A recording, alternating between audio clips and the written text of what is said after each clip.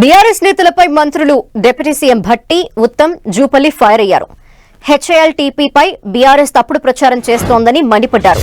కాలుష్యంతో ఢిల్లీ తల్లడిల్లుతోందని, ఢిల్లీ లాంటి పరిస్థితి హైదరాబాద్కి రాకూడదనే ఉద్దేశంతోనే పారిశ్రామిక భూములపై నిర్ణయం తీసుకున్నామని భట్టి విక్రమార్క చెప్పారు. అటు కేటీఆర్, హరీష్ రావు తప్పుడు ప్రచారం చేస్తున్నారని ఉత్తమ్ కుమార్ రెడ్డి ఆరోపించారు.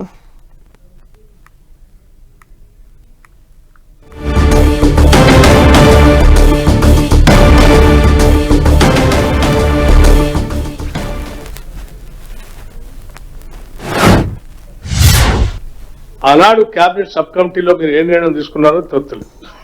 క్యాబినెట్ లో పెట్టి అప్రూవల్ చేశారో కూడా తెలియదు, చేయలేదు కూడా.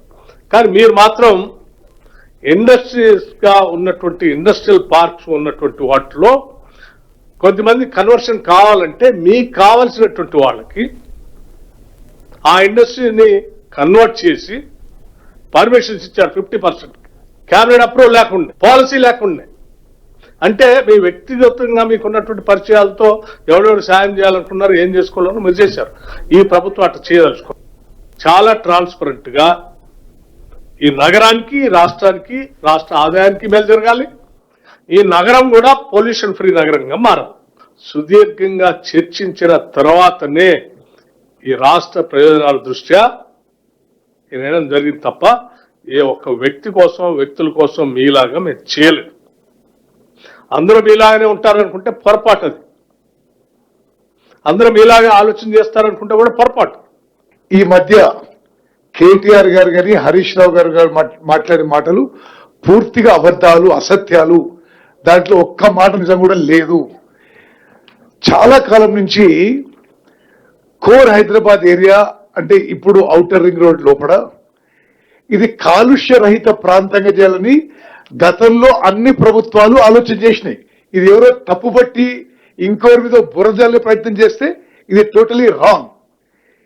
ఇప్పుడు ఔటర్ రింగ్ రోడ్ లోపల ఇండస్ట్రీస్ ఉంటే సిటీలో పొల్యూషన్ పెరిగే అవకాశం ఉంటుంది. ఇప్పుడు మనందరికీ హైదరాబాద్ కాలుష్య రహితంగా పొల్యూషన్ ఫ్రీ కావాలా వద్దా?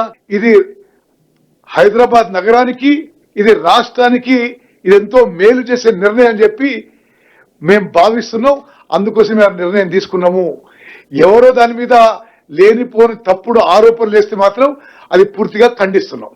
రెండవది అంటే మీరు పోయిన ప్రతిష్టను ఎట్లా కాపాడుకోవాలంటే అవకాశం లేక ప్రభుత్వం చేస్తున్నటువంటి పార్టీని, ఇప్పుడు ప్రభుత్వంలో అధికార పార్టీ ముఖ్యమంత్రిని అట్లాగే పార్టీని, మంత్రుల్ని అప్రతిష్ట పాల్చేసే కార్యక్రమం చేస్తే దానివల్ల మాకు లబ్ధి జరుగుతుంది కాబట్టి ఒక పర్సెప్షన్ కు ఇవాళ కేటీఆర్ అయినా, హరీష్ రావు అయినా ఆలోచనతో ఉన్నట్టు స్పష్టంగా ప్రభుత్వ ల్యాండ్ కాదు, గవర్నమెంట్ ల్యాండ్ కాదు.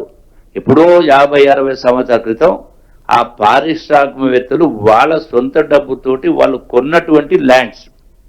ఇదేదో గవర్నమెంట్ ల్యాండ్ను దారాదత్తం చేసి ఇచ్చేస్తున్నారని, అగ్గుధరకి ఇచ్చేస్తున్నారని చెప్పినటువంటి పద్ధతిలో ల్యాండ్స్ వాళ్ళవి గవర్నమెంట్ ఇండస్ట్రీ పర్మిషన్స్ ఇచ్చినాయి.